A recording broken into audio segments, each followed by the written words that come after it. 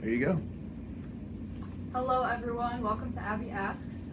I'm asking Ken another question today. So Ken, this is something that we've been going through recently, or you have been going through recently. Okay. What advice would you give to someone who is working full-time but wants to start a successful business? Should they go in fully on their job, or should they quit their job, or should they stay in their job until they can afford all the funds that it takes to start a business? And what has your experience been in this? Right. So that's a tough one. Really tough question. And I've had a lot of entrepreneur friends give advice, quit your job and go all in, right?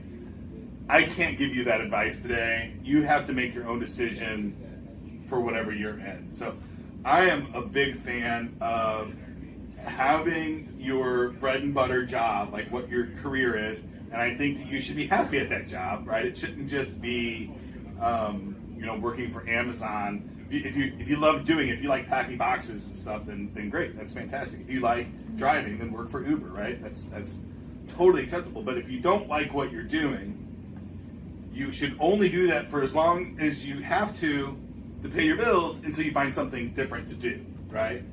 But I've always been a big fan. I'm 45 years old. I've not had only one job since I was 12 years old, right? At 12 years old, I got my first job bussing tables, not waiting tables. They wouldn't let me wait tables until I was older. I was bussing tables at a restaurant at 12, going to school full time, leave school, and go bus tables. After I would get off from the restaurant that I worked at, Baker's Restaurant, doesn't exist anymore, I would go over to the pool hall and I would scrub tables for free hours of pool so that I could play pool for free, right? So I would scrub the tables, I would clean all the tables off, and that was a way for me to just get extra stuff done. So, but at that point in my life, school was my primary job, and I had these side hustles that either got me stuff or got me some money, right? Because I grew up with a lot of brothers and sisters, so if I wanted extra stuff, my parents provided for me pretty well. But they were, my dad was a baker, my mom was a bartender, so we didn't have a lot of money. There was 5 kids living with us. Right. So my mom would okay, here's your money for clothes for school year, and if I wanted Pro Wings, I had enough for Pro Wings, but if I wanted Adidas, right, I had to get more money to get my Adidas, right? Exactly. So I made sure that happened. So I think that there's 24 hours in a day. You work for 8 of them at a job, that you have a lot of other time to do other things and try those other things and try them out, right? And today, there's so many resources in the world that you can do to start your side hustle, right? I don't think you have to go all in today, because you can start a website in your spare time, you can buy products in your spare time, you can get those up and online and going. So it's not like, 20 or 30 years ago, if I said, I'm going to start a concrete company, I would have to go buy a truck and buy the materials and get educated and then, work full-time getting sales so that I could go do that job, right? Today, it's a completely different world. So I don't think you have to quit to go all in. I think at some point, I think it also depends on what you want out of life. So if you just want for a long time after we had our first child, we made a decision that my wife was going to stay at home and raise the kids.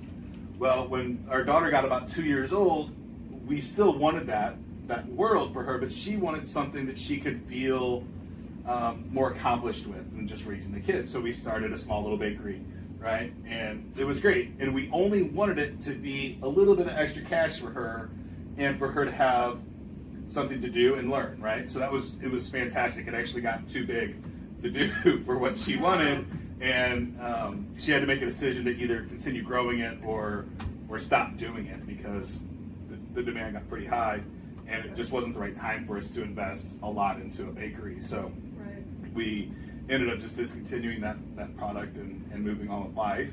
And now she operates the Title Boxing Club. She runs that business for the family, which is great. And both kids are in school now, so that's fine. So she left her full-time job to start raising a family, and then created side hustles to do on the side, which I think is fantastic for anybody to do, right? We live in a world that's totally possible today. So absolutely. I think you should. At the end of the day, it comes down to each individual person. If you've got a bunch of money saved and you want to do a career change, and you're going to buy a 7-Eleven, right? So you're 50 years old, you've saved up some money, you've got a decent 401k, you don't like your current job, but you think you would love being a counter clerk at 7-Eleven, buy a 7-Eleven, right? If you do that, though, I think if you're going to own and operate it, then yeah, you do have to quit your full-time job to go do that, because it's going to take the majority of your attention and probably even more. Right. If you're buying a franchise, be conscious. Talk to your franchise salesperson. And a lot of franchises are set up to where they are owner absent franchises, so you can just purchase the franchise and hire a GM. You still got to be involved, but you don't have to be in there all the time.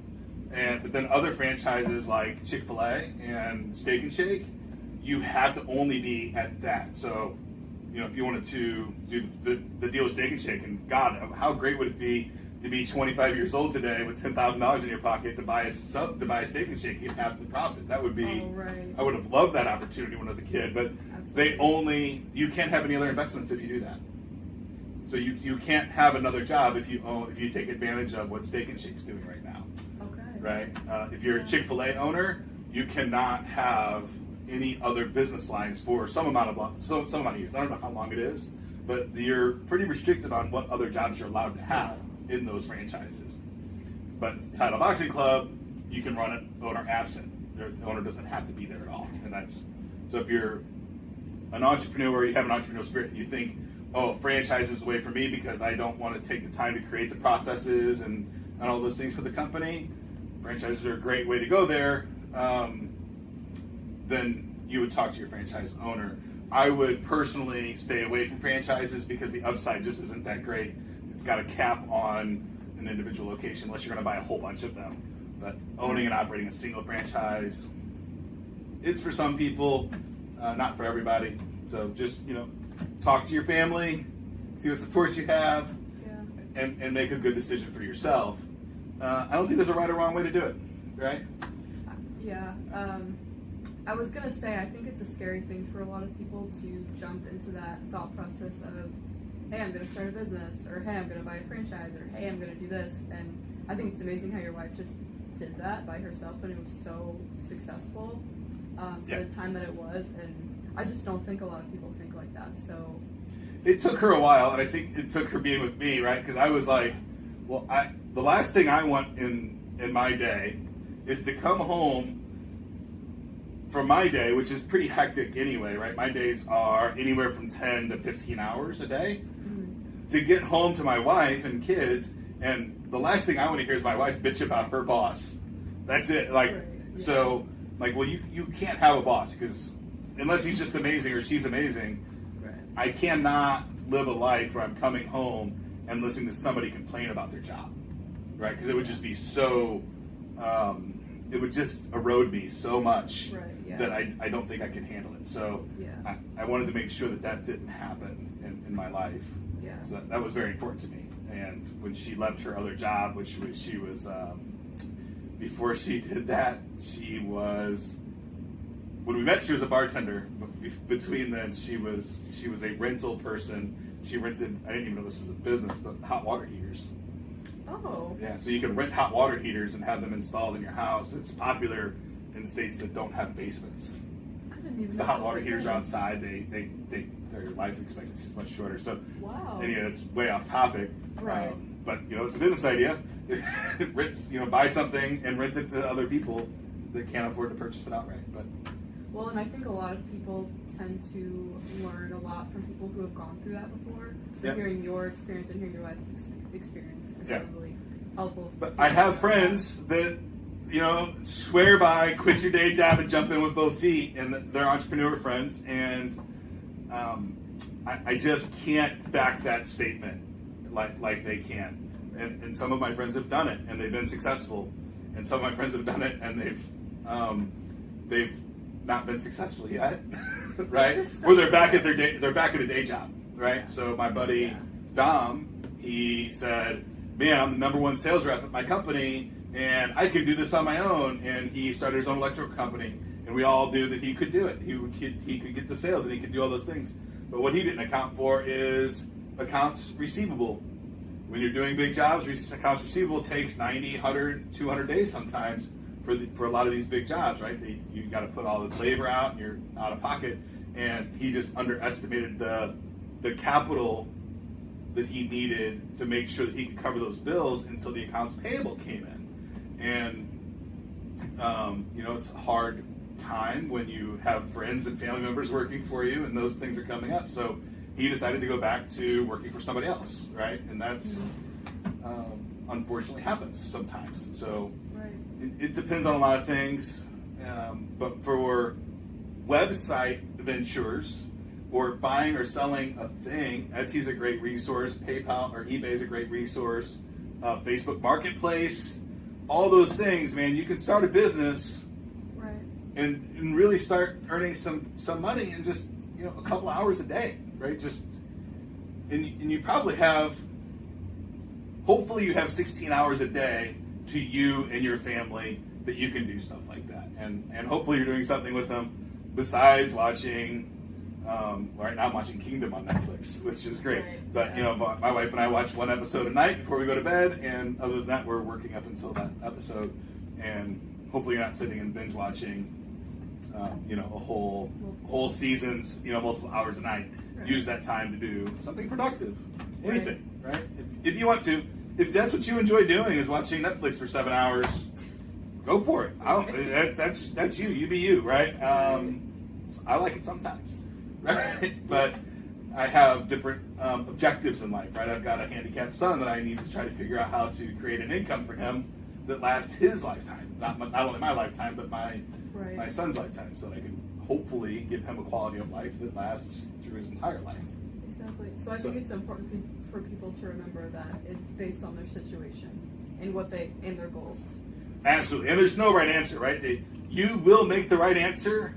You will make the right decision when you make the decision. And whatever it is, own it, live it. If later you find out that you need to make a change, make the change. It's okay. Yeah. Right? Like this is... It's life. I mean, it's life, right? Yeah. You're here to have fun. Yeah. But I mean, my biggest thing is if you're not having fun, change something, right? It's anything. And it can be small, it can be big, doesn't matter. But keep making those changes until you land it. Well, thank you so much, Ken. No problem. Thank you, Abs. Episode of Abby Asks. Bye, guys. Get to work.